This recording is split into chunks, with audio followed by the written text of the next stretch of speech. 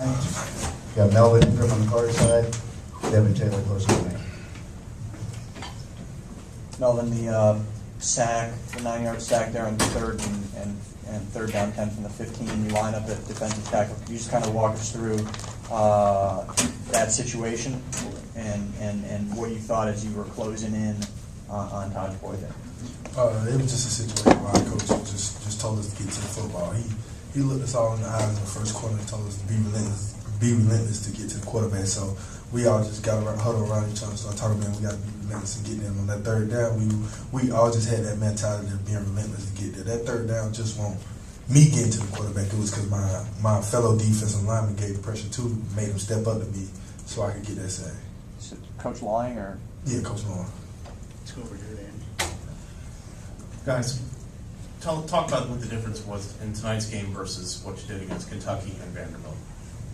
It really wasn't no difference. We approach every game the same. We always try to have that mentality of being relentless, to be around the ball no matter what it's at. So it really wasn't no difference.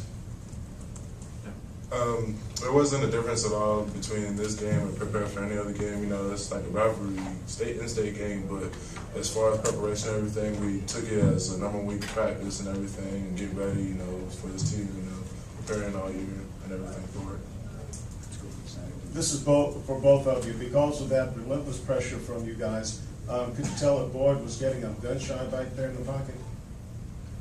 Yeah, we could. When any quarterback you play, if you let him sit back there, it's just like pass cut and hit all the receivers. But we could tell from our pressure that he was kind of looking for us every time he dropped back the pass. So that pressure really had an effect on the game. Yeah, we saw from previous games and stuff that we watched on film on Clemson and everything that you affect the quarterback, you know, they start getting nervous and everything, start making bad throws and stuff. And so pretty much it was the same thing that occurred tonight, essentially. You know, anytime you get near a quarterback, you start hitting them, get near them, it affects them. So.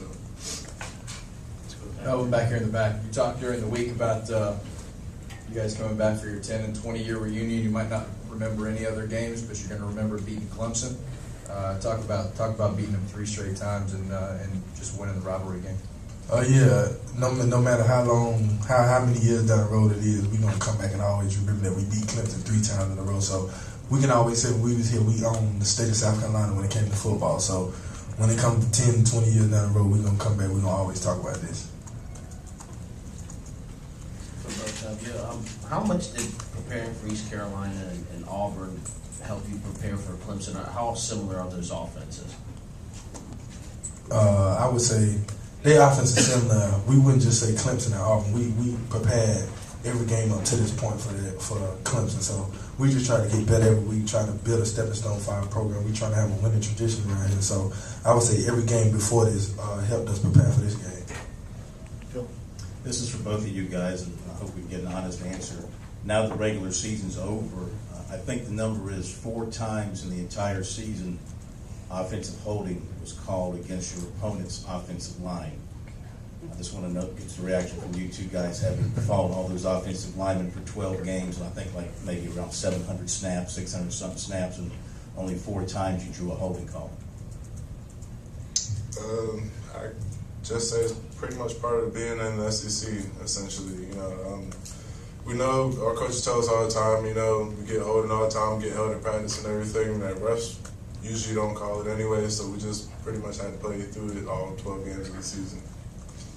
Yeah, pretty much what he said. Holding is a part of football. Holding is one of the least calls that we got this year, so we never really try to focus on holding. If our coach always tells, if you play with your hands, they can't hold you, so we really didn't pay that any attention. Both you guys, as you watch film this week of Boyd and you noticed how drastically pressure affects, and obviously it affects everyone, but I presume you really noticed how much it affected him as a young guy. When both of you guys are watching that film this week, you know, what were you thinking? Were you getting excited about the chance to be able to get back there, and just what about that? From watching film, we just seen that pressure kind of affect him, so we just kept telling each other, we got to put pressure on him. If we put pressure on him, that can lighten it up on our DBs. They won't have to have a hard chore of covering his heart. So we just looked at each other all week and told we got to put pressure. Coach pretty much all throughout, was telling us you affect the quarterback even if you don't get a sack or something. Just be in his face, just knowing that you're there pretty much will affect him at any point in time during the game. Melvin, do you also anticipate talking about 10 wins at the reunion when it comes? Oh yeah, of course. It ain't been done many times right here, so of course we're gonna talk about 10 wins, but we're not trying to only just get 10. We're trying to go out and get the 11 win in the ball game. Guys, did it surprise you when you looked at the stat sheet how much you dominated Clemson?